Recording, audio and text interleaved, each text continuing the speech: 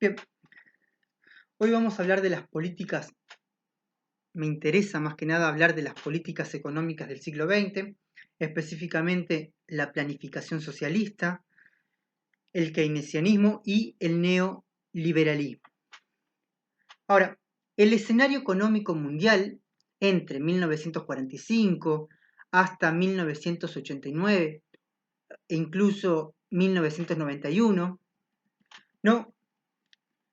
Surgen y se desarrollaron tres modelos económicos cuyos enfoques teóricos y métodos de práctica son totalmente opuestos, y ahí encontramos al keynesianismo como modelo que surge tras la recesión de 1929, el cual tendrá su mayor periodo de auge durante los primeros años de la posguerra, el modelo económico soviético como otro modelo económico, el cual tiene sus bases en las ideas marxistas-leninistas, esta economía de planificación, ¿no? Está presente en la Unión Soviética entre 1929 más o menos, 1900, sí, 28, 29, hasta 1991, extendiéndose a los países satélites hacia aquellos países que tenían el apoyo del bloque socialista, y hacia la década de 1980 aparece perdón, nuevamente aquella idea de volver a los postulados del capitalismo inicial, es decir, la idea de volver a aquella idea del capitalismo liberal basado en el liberalismo económico, y surge hacia esta década lo que conocemos como el neoliberalismo. Ahora, con lo que respecta a la economía socialista, bueno, decimos que tras el éxito de la Revolución Rusa en 1917, el principal objetivo de los comunistas fue sacar el atraso económico en el cual estaba sumergido el país. Esta situación marcó como intención a cumplir de forma inmediata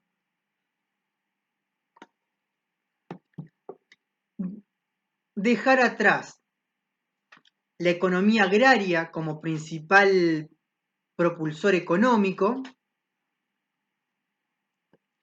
y así poder fortalecer el desarrollo de la industria. El nuevo Estado soviético, creado en 1922, creía que si la industria tenía un desarrollo exitoso, se podía construir aquella sociedad comunista tan deseada.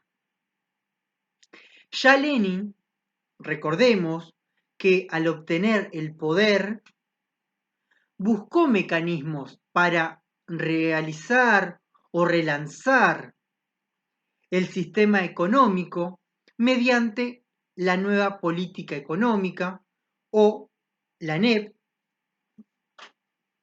el cual instauró un sistema de economía mixto y no solo de economía mixta, sino que también de transición. La NEP o esta nueva política económica debía básicamente reconstruir la producción devastada, esa producción devastada producto de la guerra y de la revolución misma. Es por eso que la NEP demostró un avance en la recuperación de la economía. Sin embargo, no fue suficiente, ya que el país crecía a un ritmo lento en comparación al resto de los países.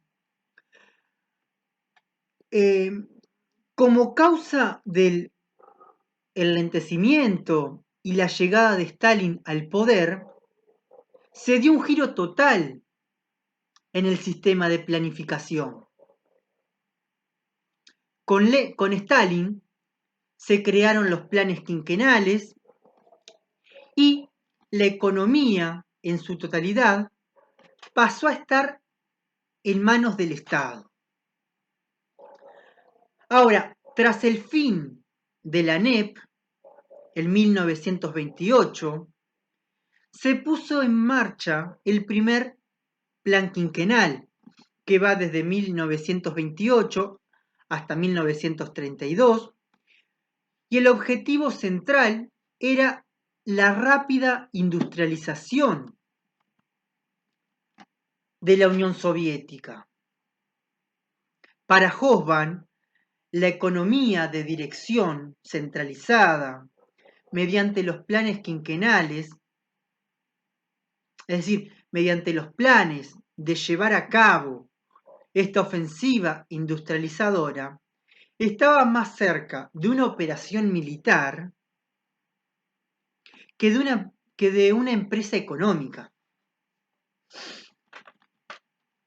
Este primer plan quinquenal demostró un crecimiento acelerado industrial en diferentes rubros, en el rubro del acero, el carbón, la maquinaria, la industria eléctrica, entre otras, pero también fomentó el desarrollo de una industria armamentística. Se realizó también con este plan una reforma agraria que tendió a la colectivización, por lo cual los campesinos debieron escoger dos vías: integrarse a las granjas estatales o migrar hacia la ciudad. Tras la reacción reacia de muchos trabajadores y a las reformas planteadas por los planes, fueron víctimas de la represión por parte de las fuerzas del gobierno de Stalin. Estas modus operandi es una de las características típicas del estalinismo. Ese terror estalinista comenzaba a tomar terreno en la Unión Soviética debido a que algunos sectores estaban reacios, tenían una reacción reacia hacia las medidas tomadas. Ahora, entre las reformas y la falta de interés en la planificación económica, el sector agrícola fue el más golpeado durante el periodo, mientras que la planificación industrial claramente fue exitosa, ya que hubo un crecimiento notable en la industria pesada y una redistribución de las zonas industriales. El segundo plan quinquenal no buscó llevar adelante las inversiones planteadas por el primer plan quinquenal, lo cual supuso un crecimiento económico elevado, siempre en comparación a las demás potencias, ¿no? Ahora, la autarquía de la industria pesada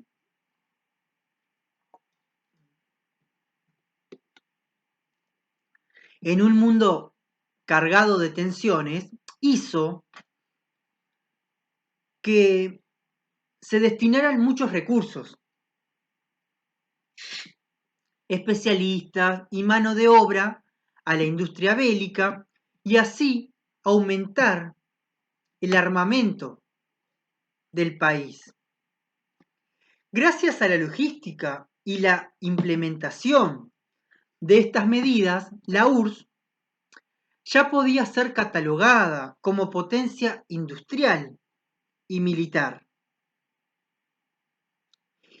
Y tras la invasión alemana sobre la URSS, se debió dejar la planificación económica y redireccionar la economía hacia una economía de guerra, algo que ya habían hecho las demás potencias durante la Primera Guerra Mundial, por ejemplo.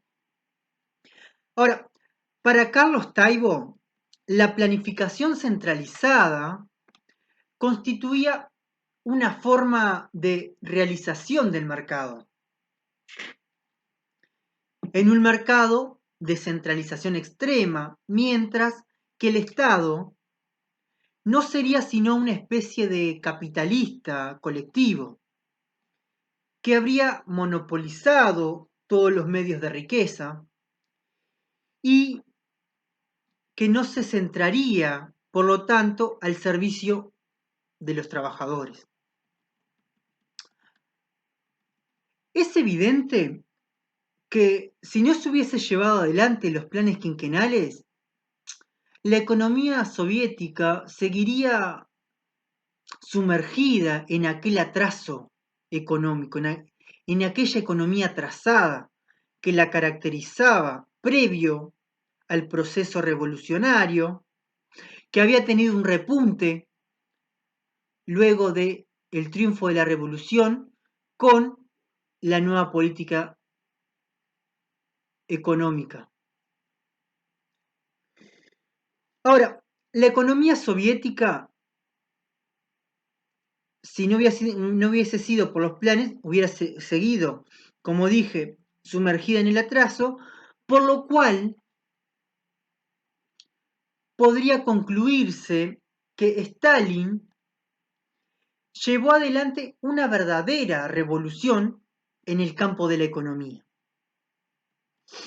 Ahora, tras la muerte de Stalin en 1953, la URSS atraviesa por el cisma de dos posturas entre las autoridades soviéticas. Por un lado estaban aquellos que pretendían dar una continuidad a las políticas llevadas por Stalin y por otro los críticos al régimen stalinista, los cuales creían que el estancamiento del sistema soviético era producto de las malas decisiones de Stalin. Es por eso que tras la muerte de Stalin se llevan adelante una serie de reformas. Las reformas de Khrushchev buscan desestalinizar a la Unión Soviética y buscaba elevar el nivel de vida, además resolver la crisis de la vivienda y desarrollar la iniciativa de los trabajadores dentro de ciertos límites. Y se busca realmente como una vuelta a la NEP, es decir, a la nueva política que había planteado Lenin. Ahora, en la confianza de que estos utilizarían con responsabilidad la autonomía, ¿no? Hablando de darle iniciativa a esos trabajadores, teniendo siempre algunos parámetros y con algunos límites. Ahora, ¿qué es lo que hacen estas reformas de Khrushchev? Bueno, lo que buscan es una especie de democratización social que el gobierno ofrecía. Pero el programa no tuvo éxito, claramente. Para 1963 solo se había conseguido triplicar la burocracia sin que pudiera observarse adelanto alguno en la producción. Por el contrario, en ese año la situación de la agricultura era dramática, debido no solo a los efectos naturales de la sequía, sino a la manera irresponsable en que la burocracia utilizó equivocadas técnicas agrícolas, que provocaron una catástrofe de tipo ecológica. Ahora, el pueblo soviético padeció una terrible crisis alimentaria, una crisis de alimentos, y el hambre solamente pudo evitarse gracias a las implementaciones masivas de cereales del mundo capitalista. Si no hubiera sido por las importaciones que se hacían de cereales del mundo capitalista, la población rusa, la población soviética, hubiera atravesado una de sus peores hambrunas durante el periodo. Ahora, si bien Khrushchev criticó la planificación económica llevada adelante por Stalin y dejó de aplicarla en 1955, pero su abandono no supuso políticas agrícolas adecuadamente estructuradas, sino una serie de medidas que fueron ni siquiera planificadas, fueron de último minuto, también fueron improvisadas, que a la larga determinarían, entre otras muchas razones, en la caída principal de su... O sea que determinarían la caída principal de su propulsor, que era Khrushchev, Nikita Khrushchev. La reforma, en esencial, estas reformas buscaba poner fin a las entregas obligatorias de productos al Estado, favoreciendo de alguna manera a los agricultores y granjeros, los cuales ahora podían fijar un precio. Pero en la práctica, otra fue la historia, claramente. El Estado siguió de forma arbitraria fijando los precios y decidiendo centralizadamente las inversiones agrícolas. Ahora, pero luego de la destitución de Khrushchev, el Partido Comunista de la Unión Soviética optó por el continuismo, que se encarnaba en la figura del nuevo secretario general, Brezhnev, que, acompañado por la nomenclatura, abortó cualquier intento reformista que amenazara sus privilegios. Es por eso que durante esta época la agricultura tuvo una trayectoria hacia la decadencia. La mayoría de los campesinos en 1970 todavía trabajaban con útiles manuales. Y si bien existió maquinaria, la falta de incentivos evitó el crecimiento. Solo algunos cultivos, como por ejemplo el algodón, tuvo éxito, pero el éxito se debe gracias al uso de fertilizantes. Ahora, la industria siguió siendo el centro de atención de los dirigentes comunistas.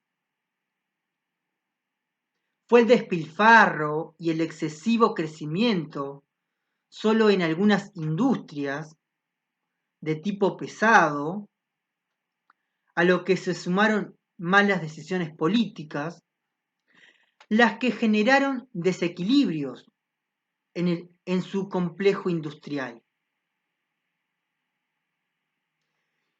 Y como contrapartida de la explotación de la enorme cantidad de recursos naturales, hizo de la URSS el primer país exportador de algodón, carbón y petróleo. En esta era de Brezhnev también se logró gran desarrollo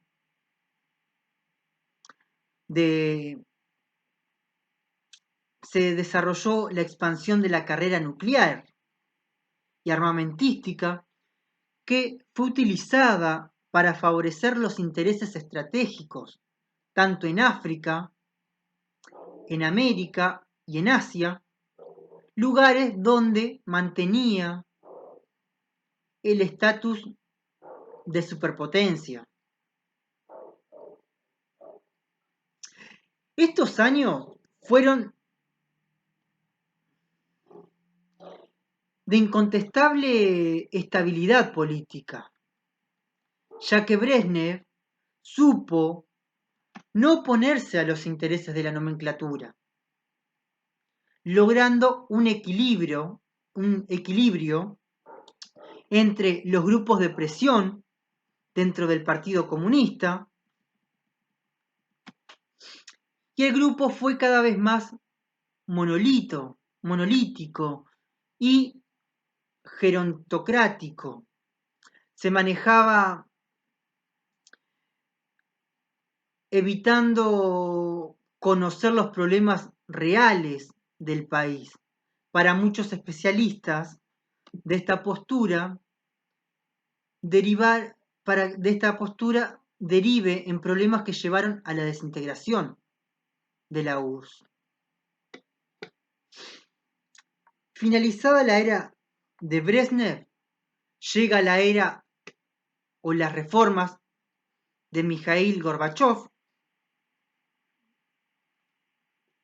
quien propuso una fórmula nueva para su país y en general para el bloque soviético. Esa fórmula reformista se la conoce como la perestroika, y con este término ruso, es decir, la perestroika significa renovación o reestructuración. Gorbachev designaba un nuevo proceso de cambios radicales en la economía y en la sociedad soviética. Significaba además, según las propias palabras de Gorbachev, el amplio desarrollo de la democracia, la autonomía socialista, el impulso de la iniciativa y el esfuerzo creativo, un mejoramiento del orden y la disciplina, más transparencia en la información, que a eso se le llama la glasnost, crítica y autocrítica en todas las esferas de nuestra sociedad, el respeto máximo por el individuo y la mayor consideración por su dignidad personal. La esencia de la perestroika, ¿no?, se encuentra en el hecho de que el socialismo se une con democracia y revive el concepto leninista de la construcción socialista, tanto en la teoría como en la práctica. Ahora, los problemas económicos fueron los que se trataron de resolver en primera instancia. la Ley de Empresas de Estado, que fue aprobada en 1987, proponía aliviar el peso de la planificación centralizada y concederle a las empresas una mayor libertad de movimiento, creando para ello los cimientos de un mercado interno.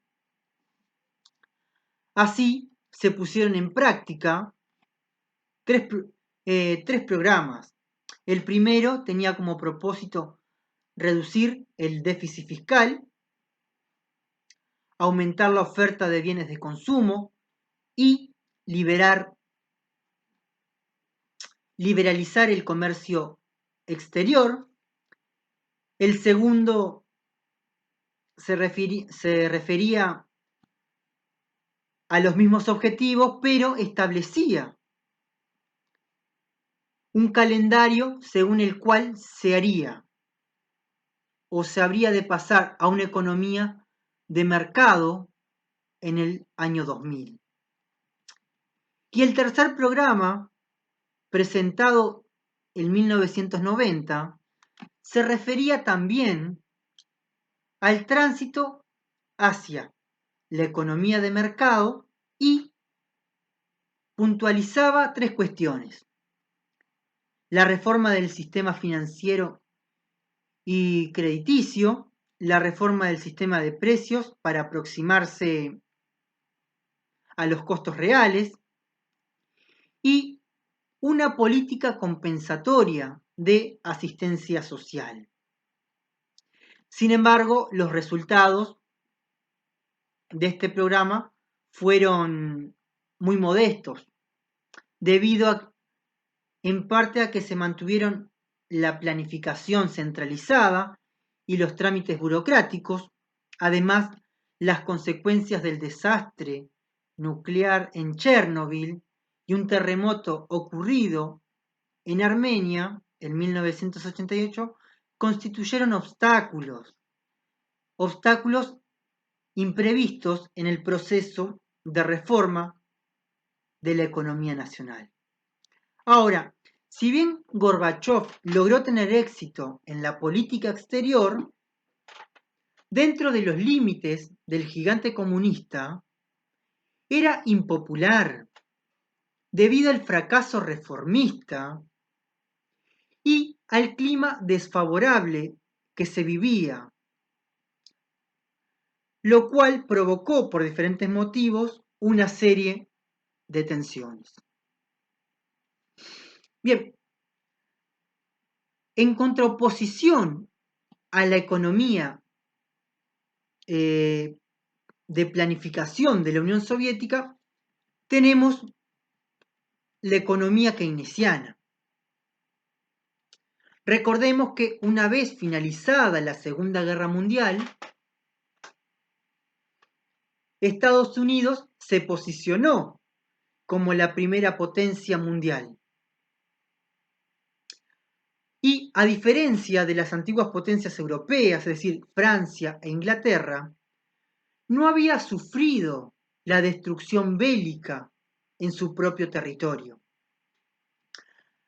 Además, las empresas, especialmente las de armamento, habían invertido enormes sumas de capitales en el área de investigación y desarrollo durante la guerra, generando de esta manera un proceso de cambios tecnológicos que pusieron a los Estados Unidos como principal centro de industria en el mundo, generando así un enorme crecimiento económico.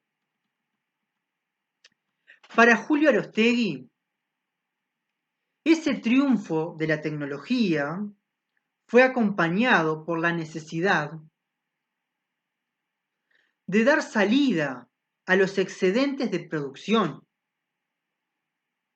para lo cual el desarrollo de las técnicas publicitarias condujo a la consolidación de la sociedad de consumo. Ahora, para garantizar la posición de Estados Unidos como potencia y como primera potencia, se planteó la creación de un nuevo orden económico, un orden económico de la posguerra, y así dejar la clara hegemonía estadounidense en el bloque de los países centrales, que se traducía en la consiguiente definición del reordenamiento financiero internacional. E institucionalizó diversas modalidades de préstamos y mediación financiera entre los organismos creados, los gobiernos nacionales y el sistema de bancos privados internacionales. Ahora, la conferencia de Bretton Woods, la cual reunió 45 países, tuvo como objetivo central impulsar el crecimiento económico y también la creación de nuevas áreas de consumo. De esta manera se presentan dos modelos. Estos dos modelos para establecer la nueva economía mundial. Por un lado, tenemos los ingleses, que proponen un sistema monetario internacional cuyo patrón de respaldo no fuese el oro, sino una moneda regulada por un organismo internacional. Y por otro lado, Estados Unidos propone un sistema liberal respaldado por el patrón oro y el dólar. Por lo cual, la solución acordada en Bretton Woods consistió en restablecer el oro como instrumento de reserva internacional. Además, se acordó como principio básico del nuevo patrón monetario que toda moneda nacional podía adquirir un estatus de medio de pago internacional si era convertible en oro. Ahora, con respecto al patrón oro, debe quedar en claro que al establecerse en Bretton Woods el oro como instrumento de reserva internacional, el valor monetario de cada moneda nacional sería respaldada por la cantidad de oro o por la cantidad de oro en reserva que estos países posean.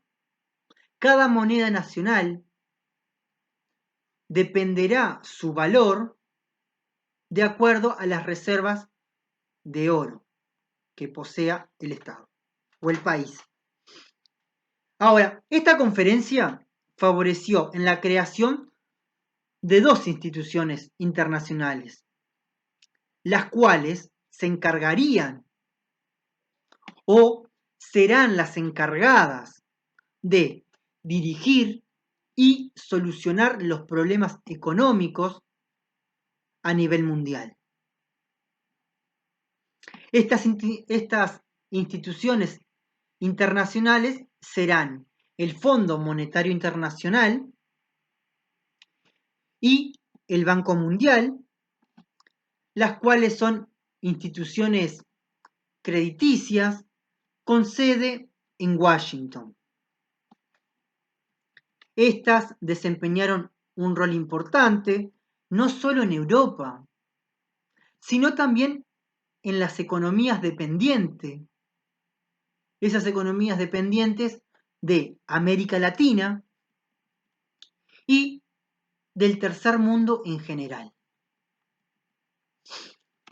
Entre 1945 hasta 1970, la economía mundial vivió uno de los periodos de máxima prosperidad del siglo pasado. Recordemos que una vez finalizada la crisis económica de 1929, el New Deal implementado por el presidente norteamericano Franklin Delano Roosevelt sentó las bases de una nueva forma de funcionamiento del capitalismo. Es a partir de acá donde el Estado asumió una actitud renovada a la hora de afrontar los problemas sociales y el bienestar de la población. A ello se lo conoce precisamente como el estado del bienestar o el estado providencia, el cual tendrá como misión generar un proceso de redistribución de la riqueza, pues en principio las clases inferiores de una sociedad son las más beneficiadas por la cobertura social que no podían alcanzar por sus propios medios. Ahora, los Estados Unidos como los países de Europa Occidental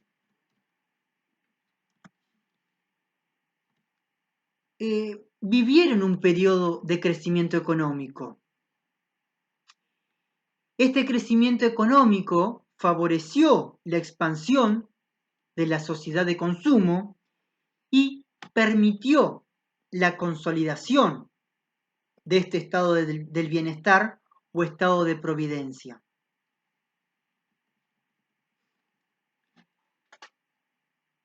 Por lo cual, el historiador Eric Hobsbawm cataloga este periodo histórico como la edad de oro del capitalismo. Y esta edad de oro del capitalismo es producto del récord de exportaciones y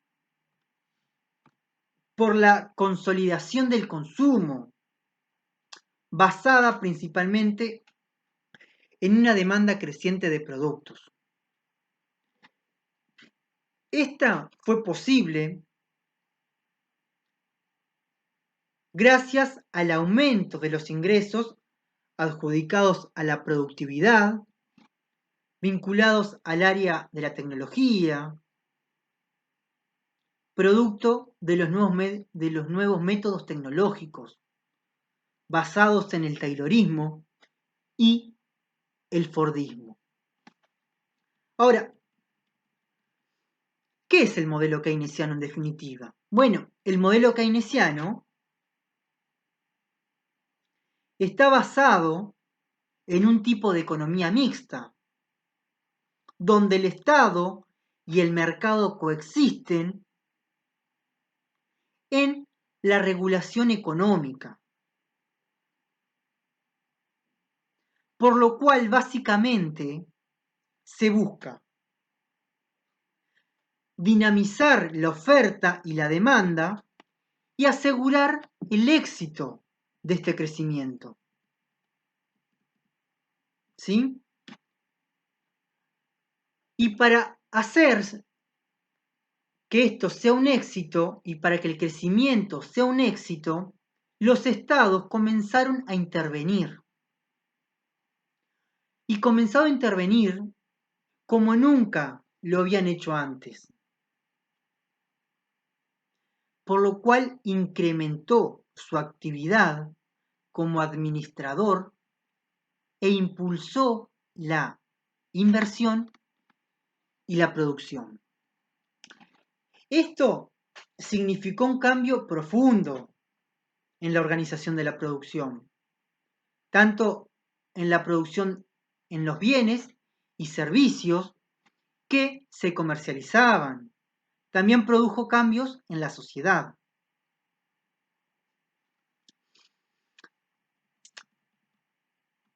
Esta intervención estatal fue fundamental para la recuperación económica, ya que buscó una mayor redistribución de la riqueza, que era el objetivo del estado del bienestar o del estado providencia, según los aportes teóricos de Keynes.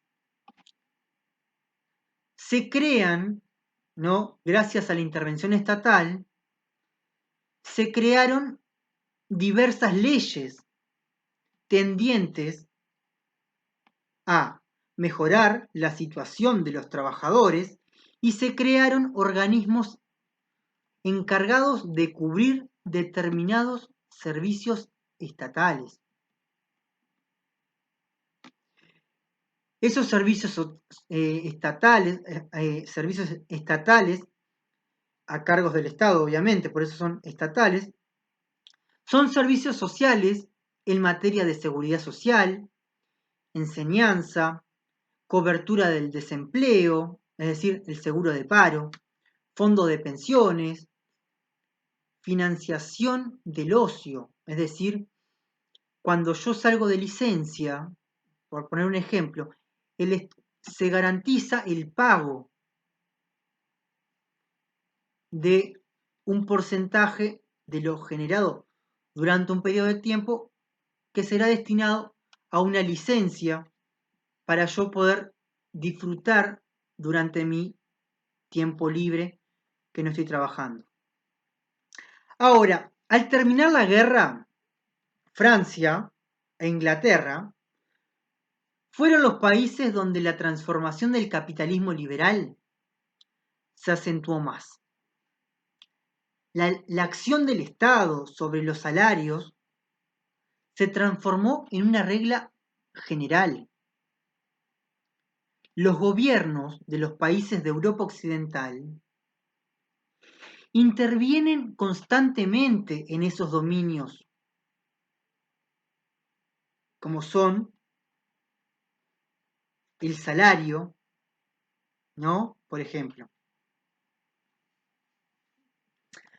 En el caso de Francia, pasaron a manos del Estado el Banco de Francia y 4 grandes bancos de depósitos, también algunas empresas aseguradoras, empresas de producción de gas y electricidad, parte de la construcción aeronáutica y de la aviación civil, y la fábrica de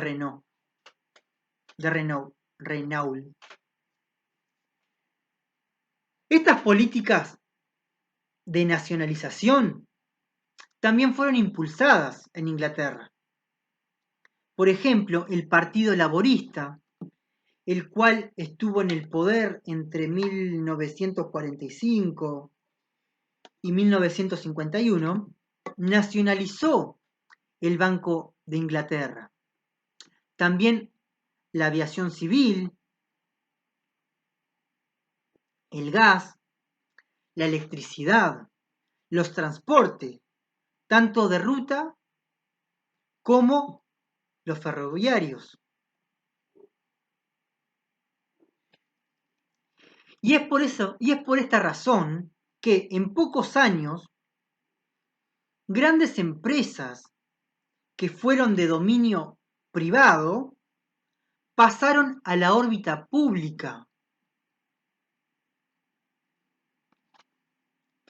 Y por último, para cerrar esta idea del modelo keynesiano o de esta política económica basada en el modelo keynesiano, debe quedar en claro que si bien los cambios producidos por el modelo keynesiano sirvió para promover políticas económicas de recuperación, durante la Segunda Guerra Mundial, estas comenzaron a perder prestigio hacia la década de 1970, momento en que nuevamente los estados comenzaron a sentir los síntomas del estancamiento económico, a la vez que la crisis petrolera o la crisis del petróleo de 1973 se comenzaba a sentir en el mundo capitalista nuevamente. Nuevamente en el sentido de que una nueva crisis se asomaba en el mundo capitalista. Bien, y aquí claramente el fin del crecimiento sostenido supone que desde entonces nos encontremos en una crisis estructural,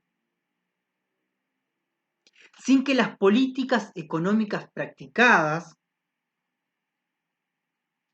hayan resuelto los problemas del desempleo y el menos crecimiento, ese menor crecimiento. Y acá decimos que las políticas keynesianas o monetaristas de reactivación y de autoridad, la crisis comienza a acentuarse y vemos una crisis que nuevamente se desarrollará en los países capitalistas. Desde 1973, la economía mundial entró en recesión. Nuevamente estamos en crisis. Y esta crisis manifestada en conocidos síntomas económicos. Nuevamente aparecen aquellos síntomas que nos demuestran de que la economía mundial entró en crisis. El descenso de las tasas de crecimiento, inflación, desempleo, un descenso de las inversiones, vemos problemas en la balanza de pagos, entre otros. Sin embargo, a pesar de ello, a pesar de la existencia de la crisis estructural, se han vivido periodos expansivos.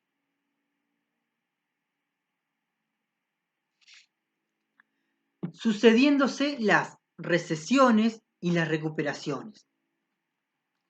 Ahora, la economía mundial, el conjunto de la humanidad, en definitiva, produce anualmente en los años 90 casi 2 veces más bienes que producía a comienzo de la década del 70.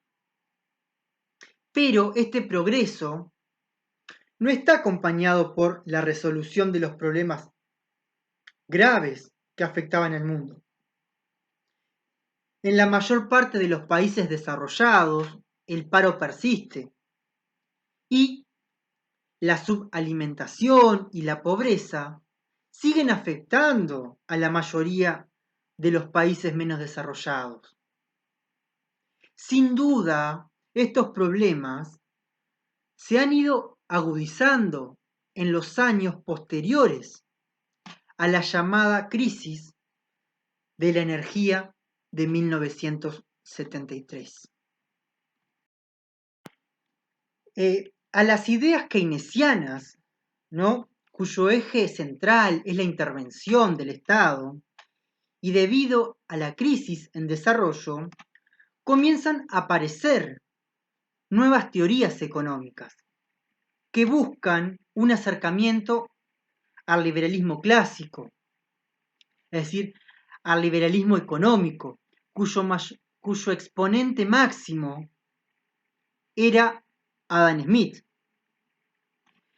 Esta nueva teoría económica, llamada el neoliberalismo, tenía matices con la teoría clásica.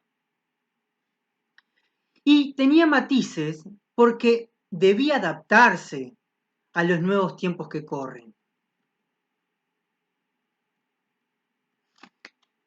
Von Hayek es uno de los principales teóricos que salió en defensa del liberalismo económico frente a la economía de planificación soviética y a la economía mixta keynesiana.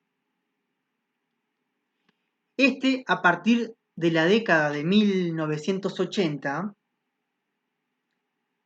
se dice que se produce un periodo conservador liderado por Margaret Thatcher en Gran Bretaña y por Ronald Reagan en Estados Unidos.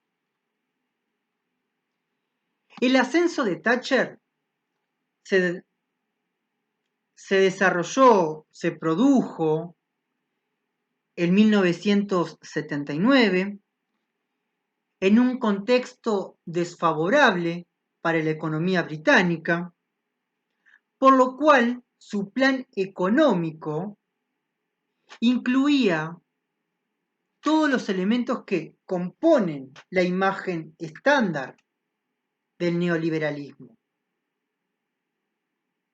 La reducción de impuestos, la reducción del gasto público, la supresión de las regulaciones, la privatización de empresas públicas.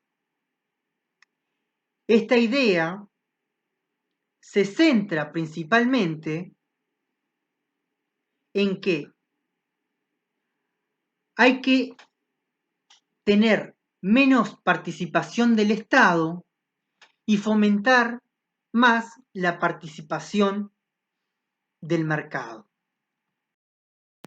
Bien, según Perry Anderson, las ideas neoliberales tomaron terreno hacia 1973 y que las raíces de la crisis, según Hayek y otros economistas, eran producto del excesivo poder de los sindicatos, que junto al movimiento obrero socavaron las bases de la acumulación privada,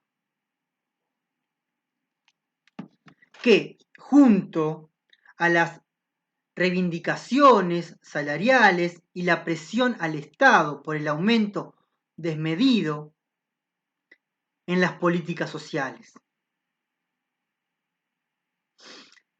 Estos sostienen que los procedimientos que se llevaban adelante provocaban inflación y destruía los niveles de beneficios en las empresas, por lo cual deriva en una crisis generalizada. Para Friedman, la intervención del Estado no debía ser nula, por lo cual se busca mantener un Estado fuerte, claramente, en su capacidad de romper el poder de los sindicatos y en el control del dinero.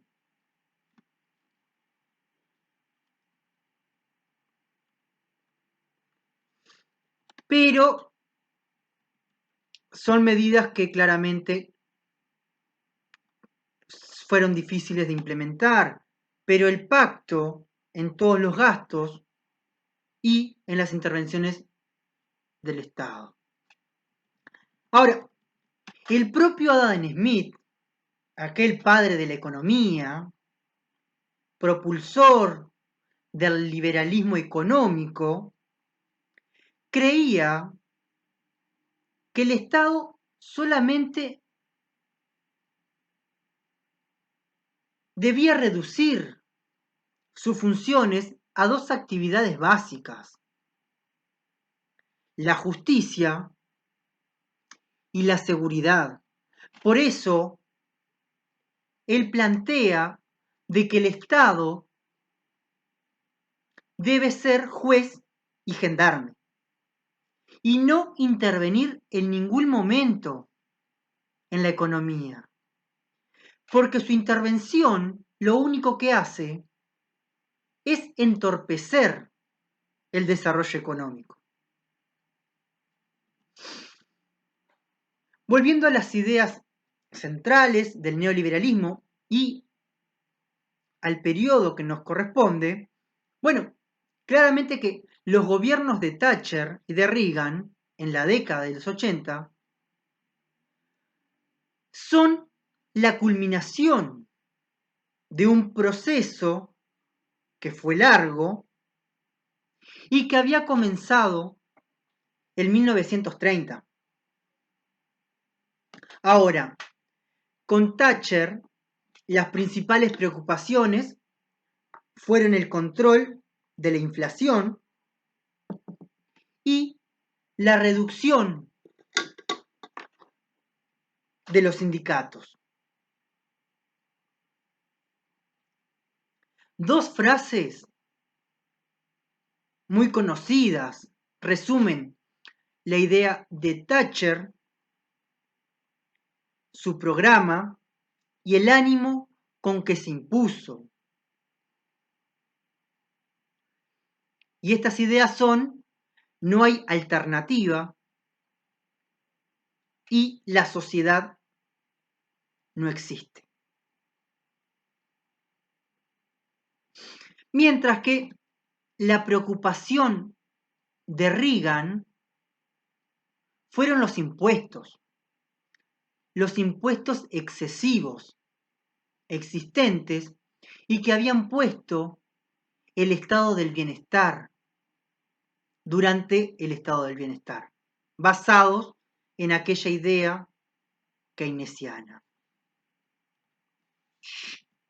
Ahora, el gobierno de Reagan efectuó los más grandes recortes en programas nacionales y si bien no logró acabar con todos los programas sociales,